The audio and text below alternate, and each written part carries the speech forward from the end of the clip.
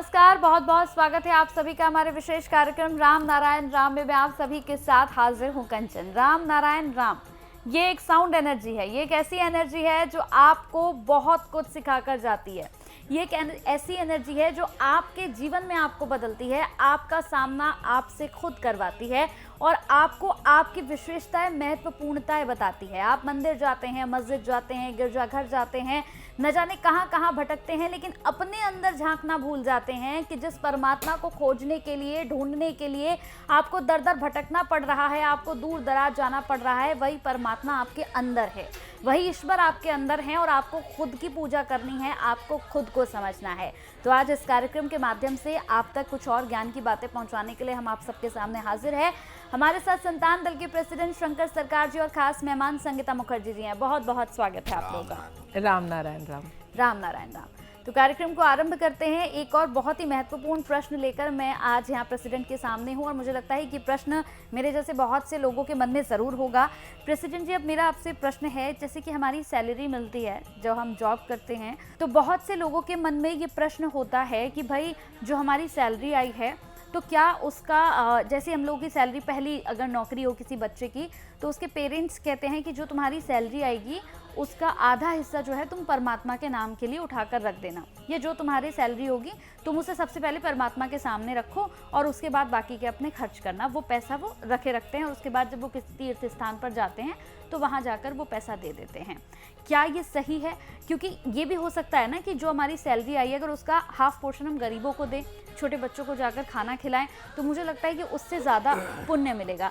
दूसरा एक और प्रश्न है, आपने भी देखा होगा कि बहुत सी ऐसी महिलाएं हैं जो इस वक्त इतनी ज़्यादा मंत्र मुग्ध हो गई हैं भक्ति में कि वो किसी भी मंदिर में जाकर अपने सोने के जो गहने पहनी हुई होती हैं वो उन्हें उतार कर वहाँ चढ़ा देती हैं। मतलब वो इस कदर का खो जाती हैं। मैं तो कई विजुअल्स, कई वीडियोज़ ऐसी देखती हूँ कि वो किसी मंदिर में गए और वहाँ जाकर अपना उन्होंने सोने का चेन उतारा, अंगूठियाँ उतारी और दे के रोते हुए वहाँ से आ गई।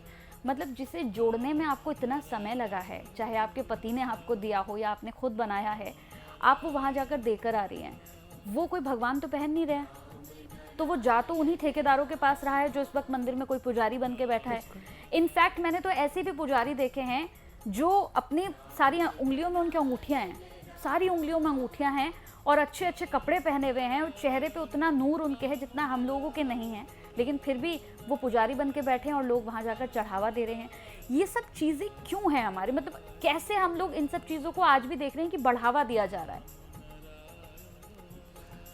पहला क्वेश्चन है जी, सैलरी का आधा हिस्सा भगवान को देना है। भगवान को आधा क्यों, हम पूरा देने के लिए तैयार है। भगवान कहाँ है तो दिखाए पहले, हम तो मिलता नहीं है तो बाद में देखा मैं ही भगवान हूँ, मैं अल्लाह का बंदा हूँ, मैं गॉड हूँ, मैं ईश्वर हूँ।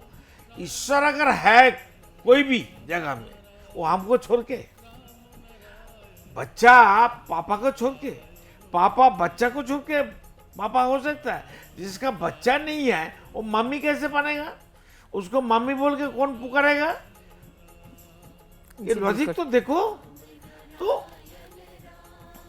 तुम्हारा सोच होना चाहिए, पहले खुद का जरूरतमंद ठीक करो।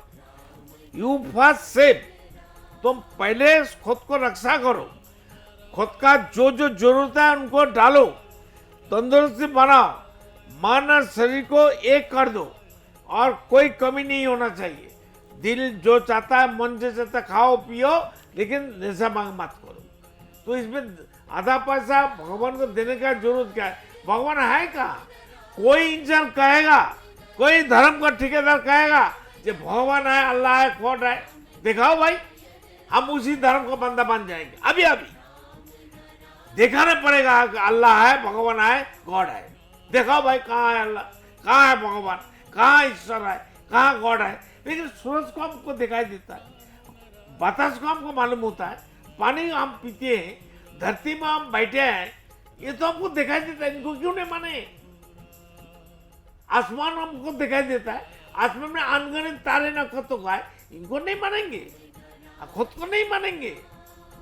जो कोई किसी को बोल देगा अरे अल्लाह है, अरे कहाँ है भाई भगवान है, कहाँ है भाई? देखना चाहिए ना। अगर देखो जितना देव देवी है, कोई देव देवी बोला कि मैं भगवान हूँ, मेरे को पूजा करो, मेरे को खिलाओ। हमको डरने का क्या जरूरत है? पिता माता को कोई डरते है? जो गलती करते हैं वो डरती है।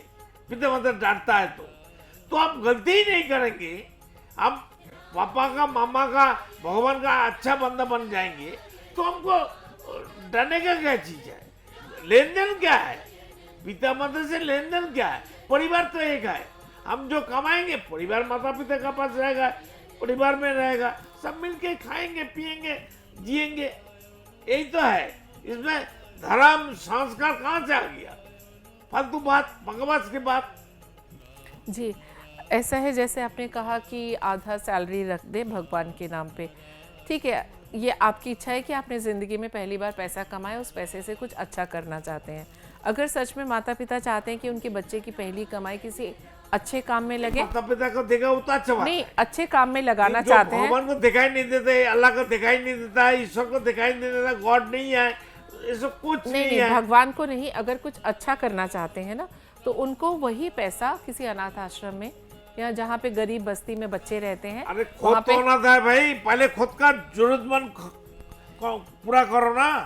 इस्लाम बिल्कुल। धर्म में एक चीज है, आदमी का बना हुआ इस्लाम धर्म में एक चीज हम देखा है, उनका कुरान में है ये बात, वो लोग करते हैं, जितना साल भर कमाता है उसका परसेंट 25% समाज के लिए, जाति के लिए, धर्म के लिए देते हैं। उनको देना ही पड़ता है क्योंकि वो मानते हैं। देता है। फिर उनका धर्म में बैंक में रुपया रखना, सूद लेना देना हराम है। हराम है। लेकिन सब तो सूद लेता है, अकाउंट है, सब कुछ करता है, नाम के धर्म है, और आदमी का बना हुआ धर्म में क्या फायदा है? और बाकी आपने जो कहा कि मंदिरों में जाके अपना सोना दाना सब उतार के दे देते हैं, बकवास वो बात है। इमोशनल हो जाते हैं। वही जैसे मैंने पहले एपिसोड में कहा कि वो उनका गिल्ट, जो आदमी खुद को जरूरतमंद पूरा नहीं करेगा, प्यार नहीं करेगा, बाल बच्चों का नहीं खिलाएगा, परिवार को नहीं देखेगा, मंदिर जाके बाल बच्चे का खाने का पैसा मंदिर जाके सोना चढ़ाएगा। वही मैं कह रही हूँ, वो उनका गिल्ट काम करता है उस टाइम कि कहीं ना कहीं उन्होंने पीछे पिता माता समाज इसलिए दायी है। उन्होंने कुछ ऐसी गलतियां की होंगी कि उन्हें पता है कि मैं बहुत गलत करके आई सब हूँ, कर दिया, गलत काम करके आई हूँ, तो उनको ये लगता है कि मैंने दान दक्षिणा कर दिया या मंदिर में चढ़ावा चढ़ा मेरे को दिया तो मुक्ति मिल जाएगा। मेरे को मुक्ति मिल जाएगा। इससे मुक्ति नहीं मिलेगी, वो तो बात है। और खुद को अंधविश्वासों में जोड़ रहे हैं। उससे बेटर ये है कि वो जिसको भी अपने अंतरात्मा से प्रार्थना करे और उसको ये कहें कि मैंने ये गलती कर दी है, मुझे सुधारने का मौका दिया जाए। लेकिन इस तरह से मंदिरों में जाके अपना गोल्ड उतार के दे देना, या जो अंदर से भरे पूरे हैं पंडितगण या जो भी धर्म के ठेकेदार हैं उनको और अमीर बनाना, इससे कोई खुश नहीं होगा, ना आपकी अंतरात्मा ना आपको सृष्टि करने वाला। तो इसीलिए आप खुद से माफ़ी मांगिए, जो आपके अंदर विराजमान विवेक है उसके सामने खुद को सरेंडर करिए, उसके सामने खुद को सरेंडर करके कहिए कि हाँ मैं मान। सबसे पहले है कि इंसान अपनी गलती को समझता ही नहीं है, समझता भी है तो मानता नहीं है। किसी के सामने ये कहना कि आई एम सॉरी, मेरे से गलती हो गई, इसके लिए बहुत बड़ी हिम्मत चाहिए। नहीं, जो इंसान समझता नहीं है हाँ, वो भी वो नहीं समझता है। वही और इंसान में एक और बड़ी खूबी है, एक तो वो समझते नहीं है, और वो जो समझते नहीं है इस बात को भी वो नहीं समझते। तो इसीलिए अगर कोई अपने साथ अपने अंतरात्मा से एक सॉरी बोले और कहे कि मुझसे बहुत बड़ी गलती हो गई है, किसी के सामने कहने की जरूरत नहीं है कि अंदर अंदर बोलो ना, अपने आप में सिद्धांत मान दो लेना, ना। अपने आप में अपनी गलती मानना, यही आपका पश्चाताप खत्म हो गया। आप धुल के बिल्कुल साफ हो गए कि आपने खुद अपनी गलती मान ली। इसकी हिम्मत चाहिए, ये बहुत आसान काम नहीं है। और जिस दिन आपने खुद के सामने अपनी गलती मान ली, आपके पाप सारे धुल गए, आप एक नए इंसान के रूप में फिर से आप तैयार होकर सामने आइए कि अब जो मैं बाकी का जीवन व्यतीत करूंगी, मैंने जो गलतियों को किया है उसको नहीं दोहराऊंगी, कोशिश करूंगी कि मैं और अपने लिए, अपने परिवार के लिए, अपने समाज के लिए। अच्छा चिंतन करने से अच्छा ऊर्जा पैदा होता है। पर गलतियों को चिंतन में, सिद्धांत में, हमारा जीवा में, हमारा कर्णजोनी में, आँख में, दिमाग में, सहस्रार में, शरीर का हर अंग पतंगों में हमारा सीरण होता है। उसी सीरण से हमारा आप सब काम हो जाता है।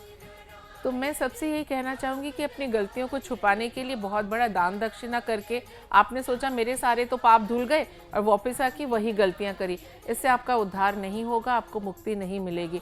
आपको सबसे पहले गलती को खुद से मानना होगा, आपको किसी के सामने जाके मानने की ज़रूरत नहीं है। आप खुद समझिए कि आप यहाँ गलत हैं और आप अपना रुकिए, एक मोड़ लीजिए, एक यू टर्न लेके घूम के सही रास्ते पे चलिए।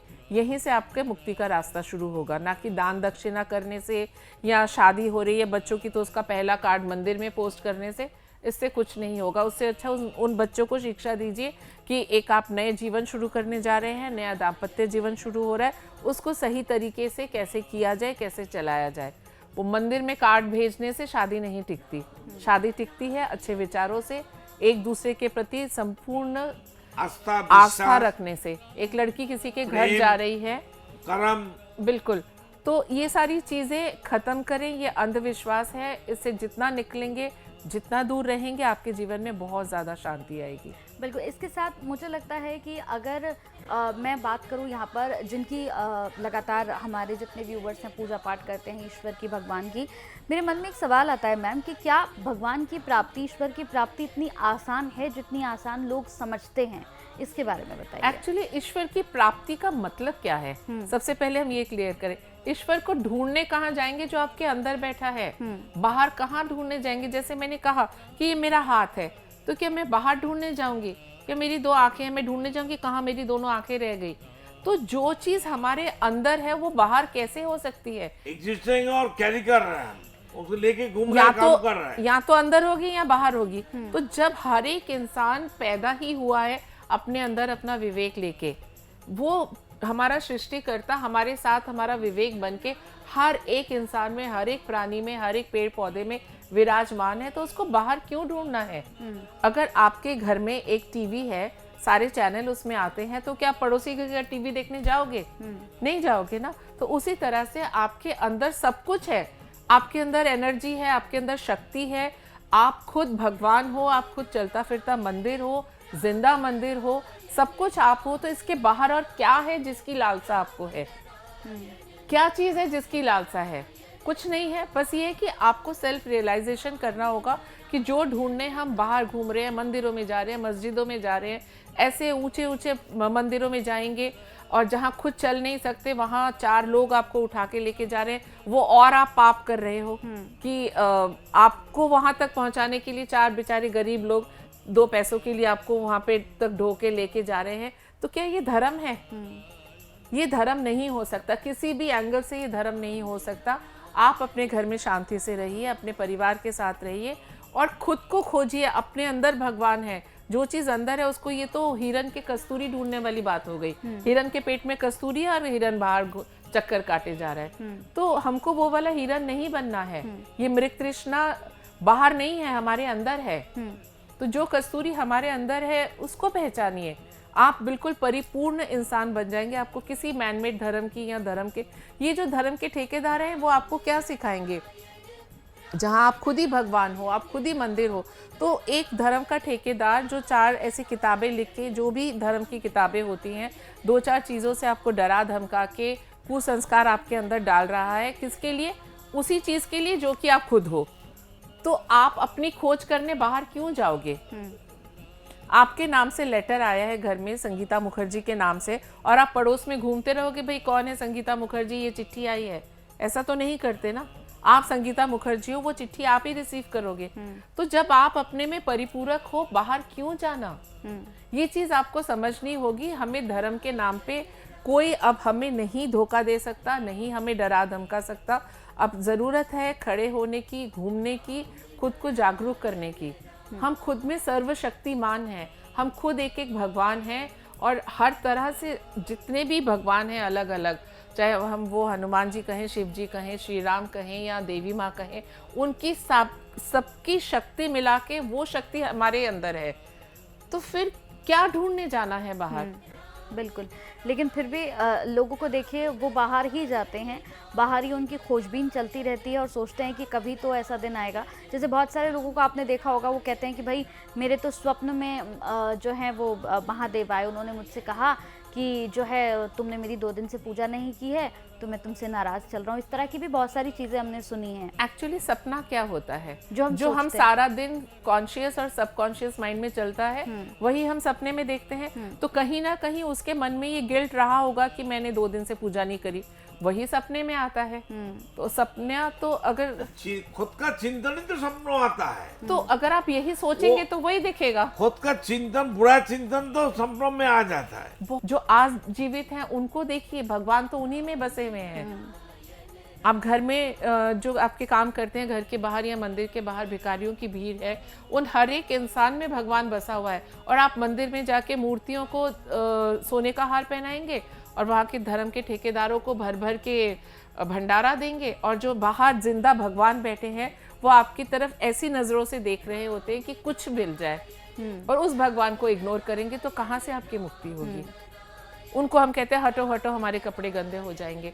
तो असली भगवान को ठुकरा के आप जा रहे हो तो और आप सोच रहे हो आपको पुण्य मिलेगा, कभी नहीं पुण्य मिल सकता। बिल्कुल, और कभी पुण्य भी नहीं मिल सकते। और फिर ऐसे जो लोग होते हैं, मुझे लगता है कि सारी जिंदगी उनकी कट जाती है, उन्हें संतुष्टि भी नहीं मिल पाती है। बिल्कुल बिल्कुल। एक जो सेटिस्फैक्शन हमें लाइफ में चाहिए होता है, वो सेटिस्फैक्शन भी हमें लाइफ में नहीं मिल पाता। फिर आखिर जब हमारे लम्हे होते हैं तब हम कहते हैं कि यार जिंदगी में कुछ मिला नहीं, कुछ किया ही नहीं। आपको एक बात कहते हो कंचन, जैसे आप अपने बच्चों को, जो मैं कहती हूँ जो थोड़े से वेल्दी हैं, वो अगर अपने बच्चों को एक गाड़ी खरीद के, मैं बताती हूँ, मैंने रिसेंटली देखा था, एक फैमिली है बहुत रिच है, उन्होंने एक गाड़ी लेके आए, छोटी कोई बहुत बड़ी गाड़ी नहीं थी। तो अपने बच्चे को बोला, बेटा, मुश्किल से वो 17-18 भी नहीं हुआ होगा, भागता हुआ आया कि मम्मी पापा नई गाड़ी लाए हैं। आके देखा, अच्छा ये वाली लाए हो, इससे तो बड़ी गाड़ी हमारे पास पहले थी, और वो अंदर चला गया। ठीक है, ही वॉज नॉट हैप्पी कि इस बार छोटी गाड़ी क्यों ले आए। कई बार ट्रैफिक में शायद चाहिए होती होगी छोटी गाड़ी, लेकिन अगर आप मंदिर के बाहर बैठे हैं, किसी भी झोपड़ ऐसे एरिया में जहाँ बच्चों पेट भर के खाना नहीं खा पाते, आप उनको एक बिस्किट का पैकेट दीजिए और उनकी आंखों की चमक देखिए। बिल्कुल। तो इन सब चीज़ों को समझना बहुत ज़रूरी है। बिल्कुल। और दर्शकों, इस कार्यक्रम के माध्यम से आपको बहुत कुछ समझ में आया होगा, क्योंकि अब जो एपिसोड्स हम कर रहे हैं, जो कार्यक्रम हम कर रहे हैं, उस कार्यक्रम में हम एक बड़ी ही लॉजिकल विषय पर बात कर रहे हैं, अंधविश्वास पर, कि अंधविश्वास को पीछे रखकर आपको आगे बढ़ना पड़ेगा। लेकिन अंधविश्वास को पीछे रखकर अगर आप आगे नहीं बढ़ेंगे तो आप अपने जीवन में वहीं पर स्टॉप हो जाएंगे जहाँ से आपने अपने जीवन को शुरू किया था। यानी कि आप घूम फिर के, दौड़ भाग के वहीं पर खुद को खड़ा हुआ पाएंगे जहां से आपको लग रहा था कि मुझे अब जीवन में कुछ करना है। इसलिए अगर इस कार्यक्रम से कुछ भी समझ में या सीखने में मिला है तो कमेंट बॉक्स में जरूर बताइएगा। टीवी स्क्रीन पर अगर आप देख रहे हैं तो नंबर्स फ्लैश हो रहे हैं संतान दल से जुड़ने के लिए। इन नंबर्स पर आप कॉल कर सकते हैं। बहुत कुछ आपको नहीं देना है, ये ज्ञान की बातें आपकी जिंदगी को बदल कर रख सकती हैं। चलिए कार्यक्रम को समाप्ति की ओर रखते हैं। बहुत बहुत धन्यवाद आपका मैम, बहुत बहुत धन्यवाद सर। राम नारायण। आप देख रहे हैं हमारा खास कार्यक्रम राम नारायण राम शंकर सरकार जी के साथ राम नारायण रामशाह। यह एक महाध्वनि और बीज मंत्र है। यह सभी समस्या का संपूर्ण समाधान है। आप लोग इन्हें अपना के देखिए, मन और दिल में क्या प्राप्त हो रहा है। इस कार्यक्रम का विशेष उद्देश्य इसका प्रचार और प्रसार के साथ ही प्रत्येक मनुष्य की मुक्ति का मार्गदर्शन है, और यह आपके दिल की बात है। इस मार्ग पर पुण्य और मुक्ति निश्चित है। इस कार्यक्रम के माध्यम से संतान दल द्वारा चलाए जा रहे श्रेष्ठ सेवाओं से जुड़कर सबके कल्याण के लिए इस नेक कार्य का हिस्सा बन सकते हैं, और वृद्धाश्रम, गौशाला, गरीब और वंचित बच्चों की शिक्षा का भी सहयोग और समर्थन कर सकते हैं। संतान दल सबका एक ही परिवार है। अकाउंट नेम संतान दल, account number 266505000657, IFSC code ICIC 000265। पूरी तरह जानने के लिए आप संस्था के फोन नंबर पर संपर्क कर सकते हैं। Phone number 6291342066, 9836073503। Email ID santandal1960@gmail.com।